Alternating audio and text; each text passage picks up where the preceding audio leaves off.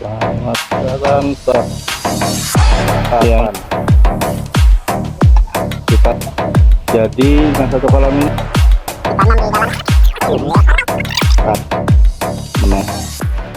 Selamat datang sahabat bara ikan. Nah, di sini sekarang kita sudah memasuki hari ke-7.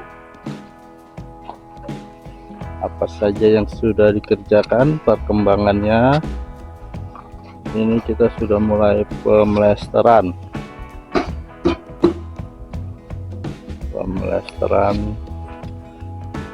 Nah, ini satu kolam sudah selesai plester ya teman-teman. Nah, ini satu kolam sudah selesai, tinggal diaci, tinggal nunggu kolam sebelahnya selesai juga. Jadi sebelahnya itu besok selesai. Nah, ini tak lupa di siku ini kita tambahkan adukan kocoran ya teman-teman, untuk memperkuat sikunya, karena biasanya kebocoran itu dari pojokan seperti ini memang sengaja sisi luar ini dinding dibuat lebih tebal ya teman-teman, satu batako, karena dia untuk mengikat yang sebelah dengan yang ini. Jadi dia fungsi untuk mengikat, menghindari melengkung pada saat nanti sudah diisi air, menghindari melengkung. Untuk bawahnya juga saya siku ya teman-teman, diberi siku untuk menghindari kebocoran juga dan memperkuat dinding samping dengan bawah. Nah, itu semua saya siku ya, siku semua. Nah, kemudian yang di tengah ini nggak disiku teman-teman, karena posisi ya tengah, jadi kemungkinannya sedikit untuk bocor, dan untuk pertahanannya juga sudah diapit air kanan kiri ya, jadi tidak perlu kita tambahkan lagi. Hanya di sisi ini saya tambahkan di sikunya, jadi untuk bawahnya sengaja tidak ditambahkan. Tapi kalau teman-teman sahabat bara ikan mau menambahkan ya nggak masalah, itu bisa tambah bagus juga. Intinya semakin kita banyak ini akan semakin bagus.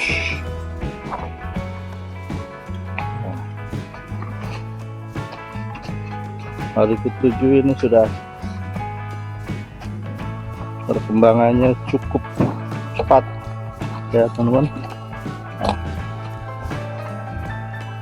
Bisa kita lihat, tinggal kolam sebelah ini. Nah, ini teman-teman. Nah, ini mulai di siku yang pojokannya aja. Nah, di posisi sini posisi yang agak rawan di siku karena kita bertepatan dengan cor-coran dan pertemuan coran dan batako. Jadi karena dicor untuk meminimalisir kebocoran. Baik teman-teman, di sini perkembangan di hari ke-7 yang sudah dapat dikerjakan. Di sini perkembangan kolam beton di hari ke-8. Kita lanjut,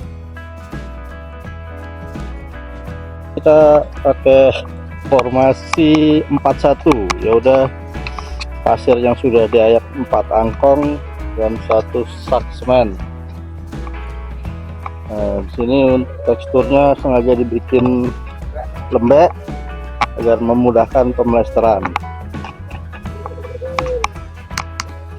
kita lanjut. Nah, kita lihat teman-teman, yang satu kolam ini sudah jadi, yang satu kolam ini tinggal di aci ya teman-teman.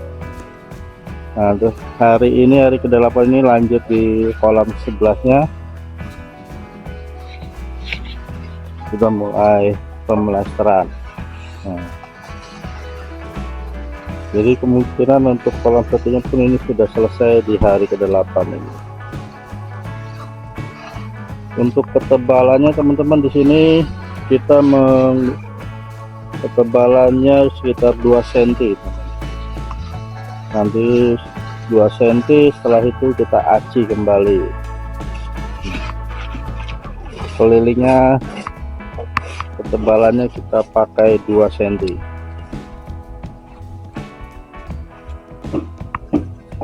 Itu lagi proses penghalusan.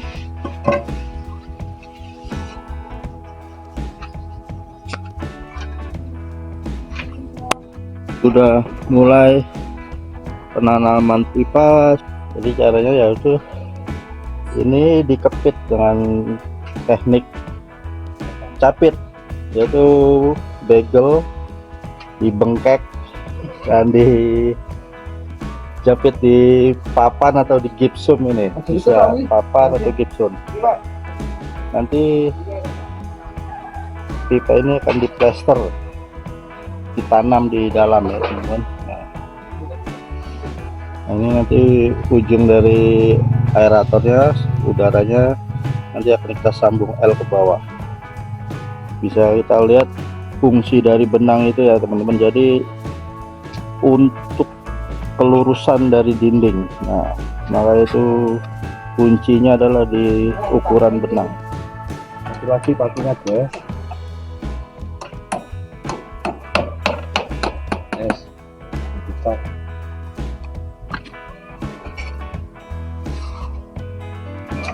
sistemnya langsung dengan garing.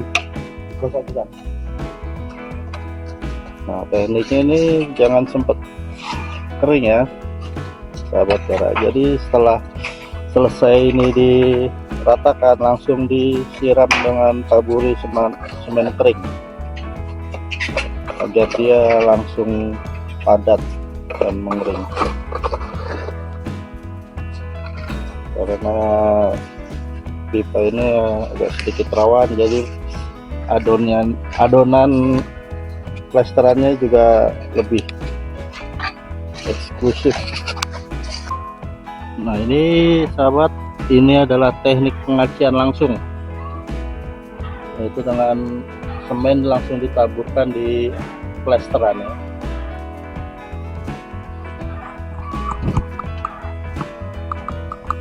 Nah, jadi dia langsung ditaburkan dan langsung jadi aciannya. Nah, jadi sebelum kering ini nanti langsung digosok agar dia otomatis licin.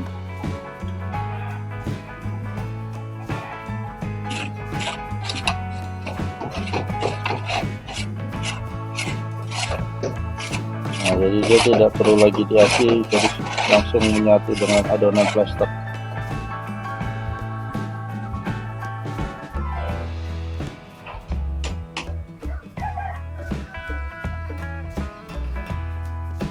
Sudah ditanam ini pipa aerasi dan dinding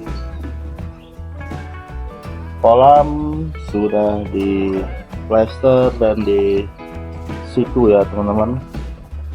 Nah, dan ini pipa untuk air sudah juga ditanam di, nah, ini sudah ditanam pipanya. Ini nanti akan disambung air ke pipa utama.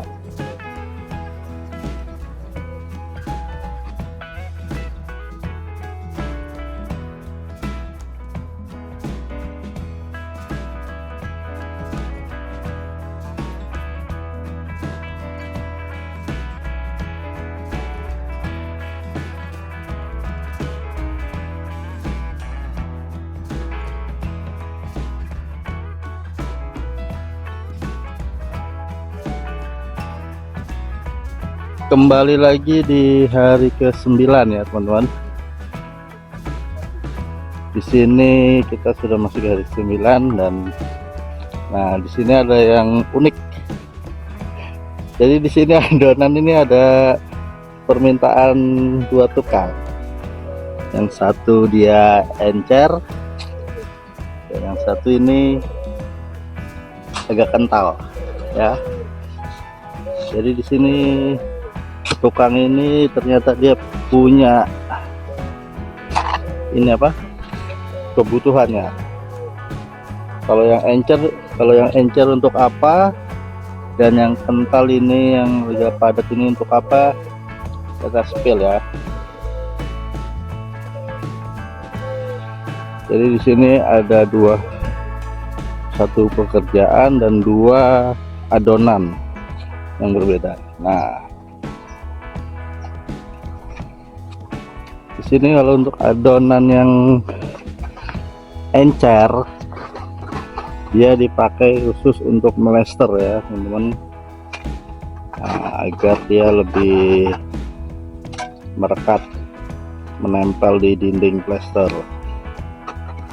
Ini untuk yang adonan encer.